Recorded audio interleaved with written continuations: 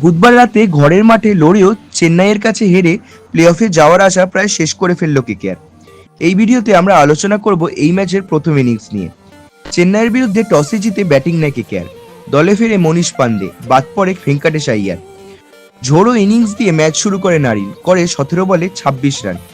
গুরবাজ 9 বলে 11 রান করে আউট হয়ে যায় অনুসুল কম্বোজের বলে। অধিনায়ক রাহানে খেলে 33 বলে 48 রানের একটি গুরুত্বপূর্ণ ইনিংস। পরবর্তীতে তাকে আউট করে চেন্নাইকে ম্যাচে ফেরায় জাদেজা। আবারও এই ম্যাচে রাসেল ব্যাট হাতে ঝড় তোলে, করে 21 বলে 38 রান।